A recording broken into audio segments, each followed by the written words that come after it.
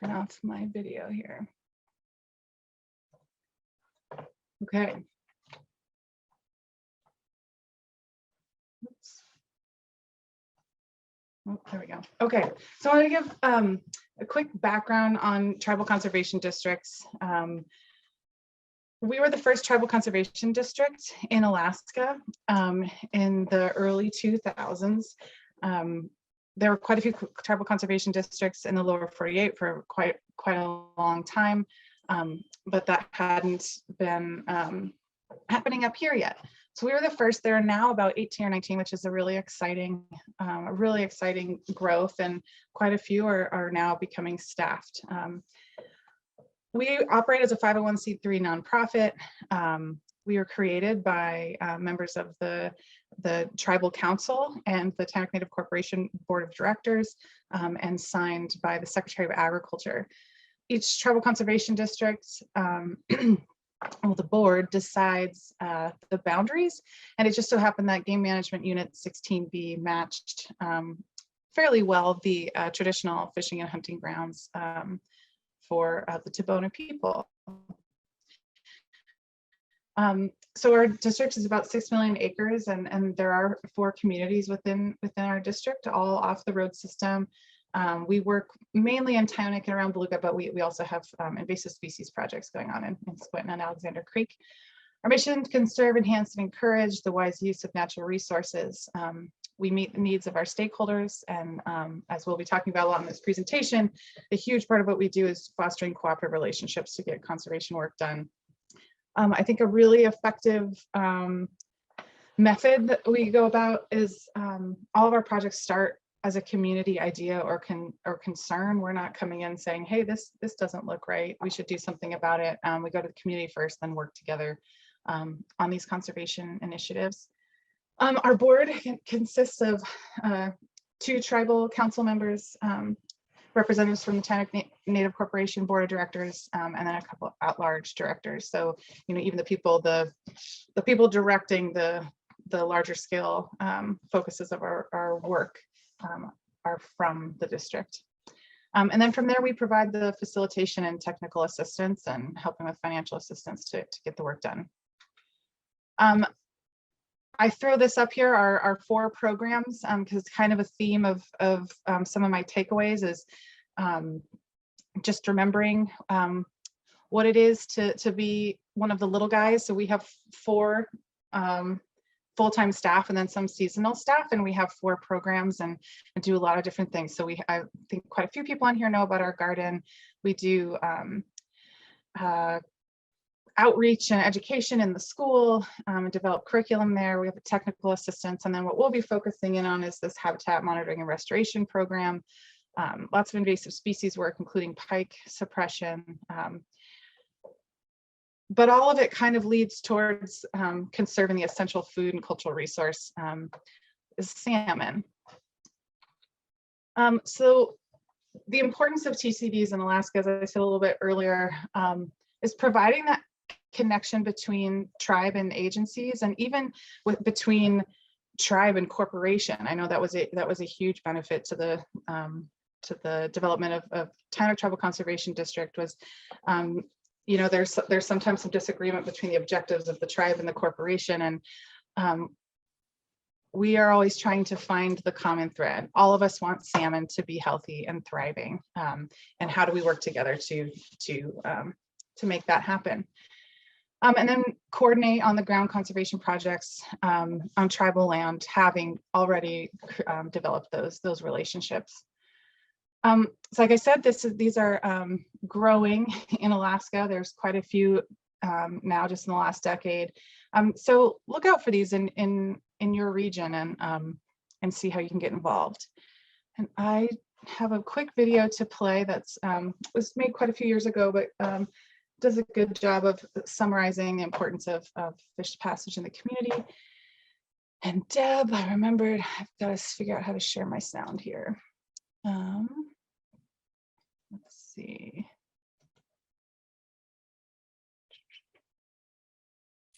I usually know how to do share sound. There we go. Okay. For the Dena'ina Athabascan residents of Tyonek, salmon is a primary subsistence resource and a major component of cultural identity. We're really trying to do all that we could, to save whatever salmon we can. My family, we use everything. We'll bake the fish heads. We eat the fish eggs, the milk, and the backbone. We'll smoke it and eat it. A lot of people are struggling down, the commercial fishermen, the subsistence fishermen. I mean, we used to pull them in by nets, and we would catch our limit, but now we're barely doing that. One most staple diet that the Tabonas had for doing it for 10,000 years, so you can't change it overnight, Salmon require free movement through watersheds to maintain healthy populations. Decades ago, roads were built across salmon streams that have prevented salmon from reaching their upstream habitat and have negatively impacted salmon populations. Today, Tyonek Tribal Conservation District is working with the community of Tyonek and our partners to remove barriers for salmon and to restore this important cultural and subsistence resource. To learn more about TTCD's fish passage work and ways that you can help, visit www.ttcd.org. All right, hopefully everybody heard that all right. Yeah, that sounded great. For the Dena'ina Athabascan. There we go. So given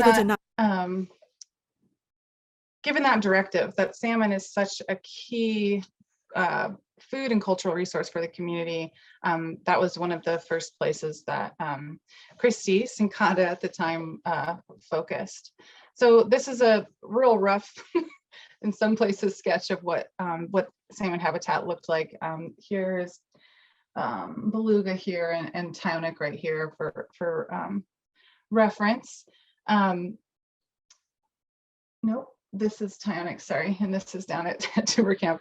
Anyway, these roads were put in, like in the video said, around the 70s, for the purpose of logging and oil and gas and just access.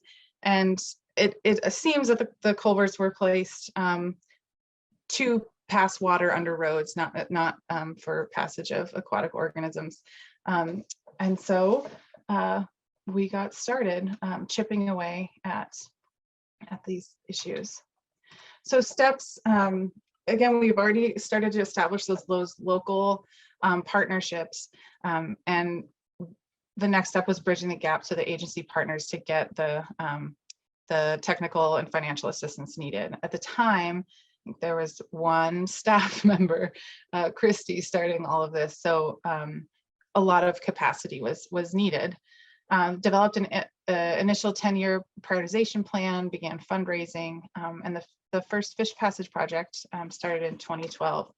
And I think this work really helped aid in pretty large programmatic exponential growth. That is, like, as you can see, this is up in the top right, that's myself and our biologist Jillian, and two people at the Native Village of Tonic Environmental Department working together to do pike suppression in a lake near Tyonek. So all of those things, I think the money and bringing those partners in around these fish passage projects allowed for the growth of these other programs. I wrote this title, and I didn't mean to make it. I didn't mean, the pun was unintended.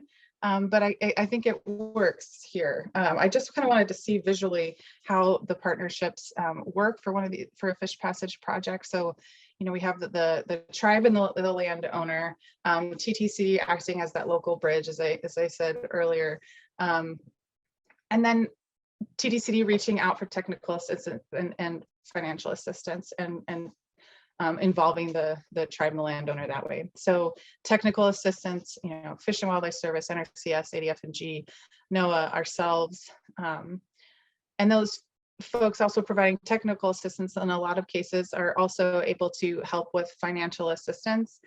The Salmon Habitat partnerships have supported this. We've reached out to a lot of other entities and had donations from corporate and individual donors. So Hillcorp, Donlin, Conoco, Siri, those kinds of things. And then once all that's together, we get to our project management, which also is a team of people. Fish and Wildlife Service and NRCS, we contract the bidet company to help with design work some of the years, design and project management and inspection. It really is a strong group of partners that we are so grateful to. This work wouldn't be completed without. So notes on partnerships. It does seem like the more remote the community, so again, Tyonek does not have roads to the community, the more necessary. If you know who to call to find out when the Thursday barge is going to be sent and out of what port, that really helps save time and money. It helps navigate the political and physical landscapes. So local people are navigating those, and folks on the federal and state level are able to navigate those and bring the resources to the table. And again, that small capacity, but the branching out to these strong partnerships is really what makes things happen. In this picture, this was a culvert blessing ceremony that also coincided with our harvest party with the community. And there are people from the bidet company, NRCS, ADF&G, NOAA, Fish and Wildlife Service, Siri, Donlin Gold, Council, and the corporation and TTCD staff, all there to celebrate together the success of some of these projects.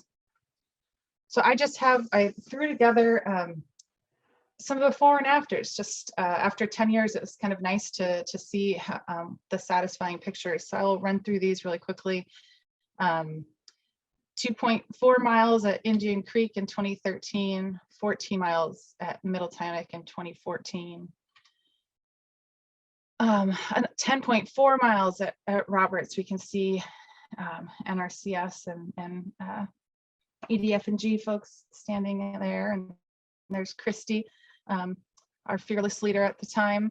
Another 2 miles in 2017, 2 projects in 2019, so 3.6 miles at a Twittna tributary, another 1.3 at a Tyonek tributary. Alicia from NRCS and Heather and the inspector for that project, posing with a completed project. 2020, another 1.2 miles and 19 lake acres. 2021, we had 2 projects that opened just under 3 miles of habitat in the Twittna tributary and Lower Indian. So here is what we had before from the map I showed earlier. And here's a rough sketch of what we're looking at now. We still have some work to do, but it's Alaska has to be one of the only places in the world where you look at a fish passage region and look at the fish passage issues, and you might actually get to the end of it, which is really exciting. So overall, opened 45 miles of stream and 580 or 90 lake acres restored. So zooming out a little bit, so Tynek's down here. Here's the Beluga River, Sitna. We still have projects to do. So currently, we're going to have 7 maintenance projects this year. We are working on multiple designs for future years and completing another 10 projects, a prioritization of 10 projects. So a lot of fish work to do this year and design work to get those next projects set up. So my last slide here, Jess, I saw the warning.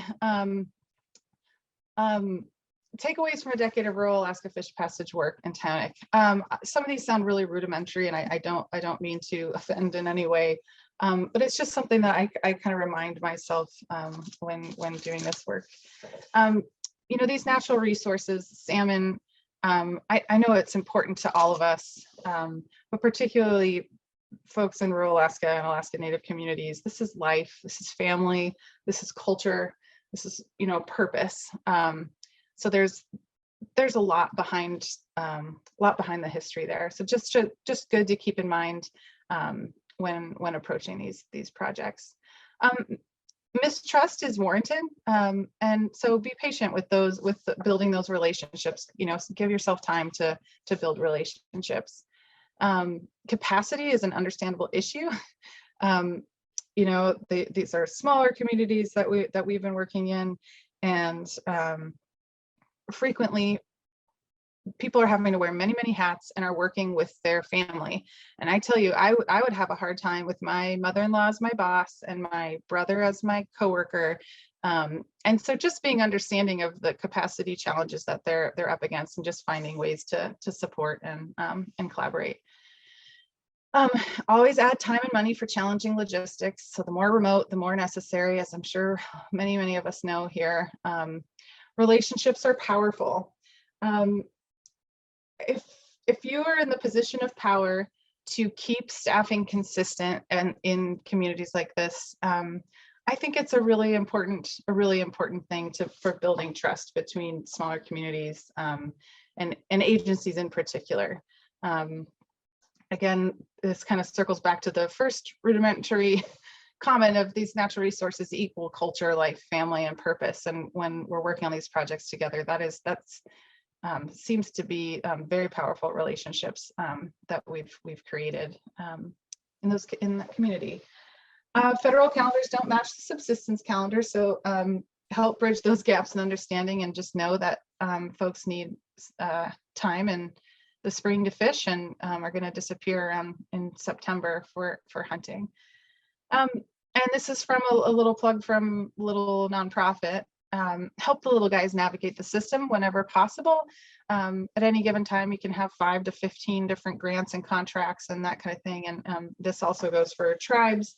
And all those different websites and portals and forums can get overwhelming, especially for places that are struggling with capacity. So the partners that have helped, I know TTCD and the tribe, the most are those that can just take a minute to help give a little extra step on navigating some of that stuff. I hope some of those takeaways were informative, and yeah, thank you for listening.